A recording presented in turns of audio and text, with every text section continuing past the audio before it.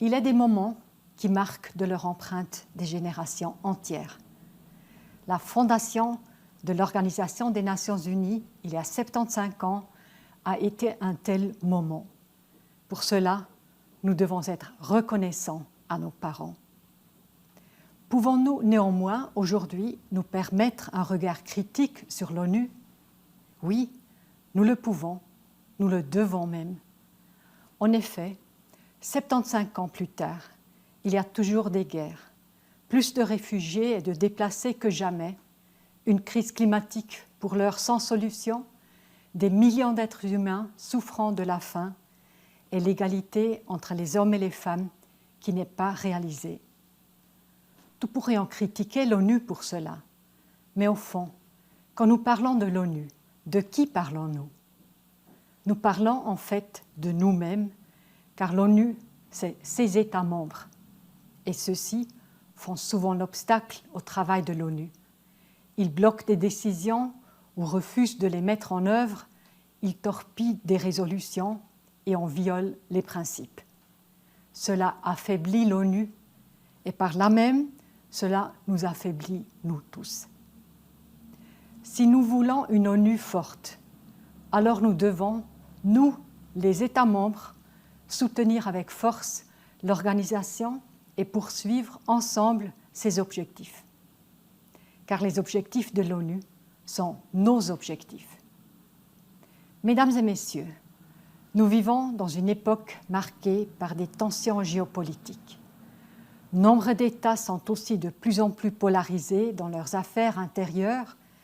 Plus que jamais, l'ONU est indispensable pour la promotion de la paix et de la sécurité dans le monde. Elle incarne la cause des droits de l'homme, celle du développement durable ainsi que celle d'un monde réglé par le droit. Nous serions donc bien avisés de poursuivre ensemble les objectifs de l'ONU car ils nous profitent à tous et nous renforcent. Mon pays est fier de contribuer à la réalisation des objectifs de l'ONU, même si cela n'est pas toujours aisé. Traduire en politique nationale les objectifs que nous nous sommes, par exemple, fixés dans le domaine climatique ou en matière d'égalité des sexes est difficile, mais c'est pour cela que nous tous, hommes et femmes politiques, sommes élus. Pour offrir à nos populations respectives et à l'humanité en général une vie décente dans la liberté et la sécurité. Mon pays plaide aussi pour un ordre international réglé par le droit. Nous nous engageons pour le droit international humanitaire et la prévention des conflits et offrons nos bons offices là où ils sont souhaités. Mon pays est prêt à assumer encore davantage de responsabilités et c'est pour cela que la Suisse est, pour la première fois, candidate à un siège non permanent au Conseil de sécurité pour la période 2023-2024. Bien évidemment, la Suisse appuie sans réserve l'appel du secrétaire général à un cessez-le-feu mondial. Mais au-delà d'un tel appel, que faire? Nous devons investir encore davantage dans la prévention des conflits. Ici aussi, les droits humains doivent demeurer au centre de notre action.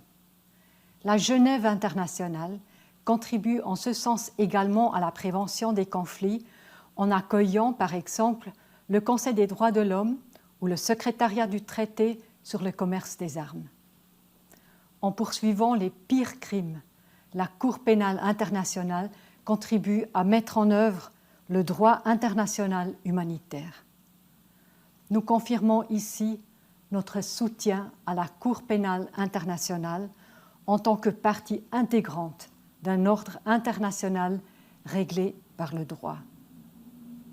Afin de faciliter des échanges sur les meilleures façons de respecter ces normes humanitaires, la Suisse a été un des premiers pays à publier un rapport volontaire sur leur mise en œuvre nationale. Mon pays serait heureux de faire des émules.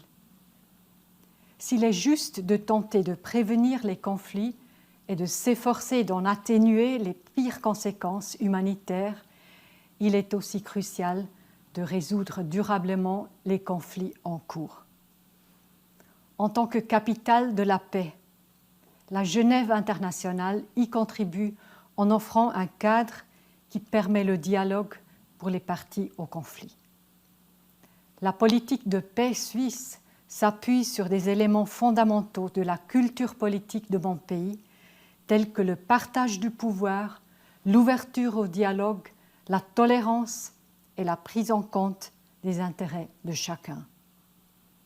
La Suisse entend encore renforcer à l'avenir ses capacités et son expertise de médiation et de facilitation pour venir en aide à celles et ceux qui souhaitent, par la voie du dialogue, mettre fin à des conflits. Mesdames et messieurs, si la Genève internationale contribue à la paix et à la sécurité dans le monde, elle est aussi le siège de l'Organisation mondiale de la santé qui a joué un rôle si crucial depuis le déclenchement de la pandémie de Covid-19. La crise sanitaire actuelle a provoqué des souffrances indicibles de par le monde. Ce sont les plus vulnérables qui ont été les plus durement touchés, l'enfant dans un camp de déplacés bondé, la mère seule qui a perdu son emploi, le jeune dont les perspectives professionnelles ont été anéanties, ou encore les personnes âgées et les malades qui sont particulièrement exposés. Mon pays s'efforce de faire face à cette pandémie au mieux. Dans ce processus de lutte contre la pandémie, l'Organisation mondiale de la santé joue un rôle central. En tant qu'État hôte de l'OMS et d'autres organisations internationales dans le domaine de la santé, la Suisse s'engage pour qu'elle puisse agir efficacement. Pour cela, l'OMS doit pouvoir disposer de ressources suffisantes et du soutien de nous tous pour mener à bien ces réformes. Est-il juste d'exiger autant de cette organisation alors que celle-ci dépend à 80% de contributions volontaires? Au-delà de la nécessaire lutte contre l'actuelle pandémie, il nous appartient aussi, dès à présent, de penser au monde qui émergera de cette crise et qui ne saurait entièrement être celui d'hier. Si toute crise est une souffrance, c'est aussi un moment de changement qui permet de se réinventer. Réinventons-nous donc en gardant à l'esprit les objectifs que nous nous sommes fixés à nous-mêmes lors de la création de l'ONU il y a 75 ans. Mesdames et messieurs, il est des moments qui marquent de leur empreinte des générations entières. Dans de tels moments, des actions décidées et courageuses sont requises. Cela est vrai aujourd'hui. Du point de vue de mon pays, les tâches les plus urgentes sont la mise en œuvre de l'agenda 2030 pour le développement durable ainsi que l'accord de Paris et un engagement accru en faveur de la paix. C'est à nous, représentants politiques de nos pays respectifs, qu'appartient la responsabilité de prendre les bonnes décisions pour le bien de notre humanité commune et de notre planète. Assumons cette responsabilité. Renforçons la capacité d'action de l'ONU et assurons-nous que les décisions que nous prenons aujourd'hui fassent la fierté des générations de demain.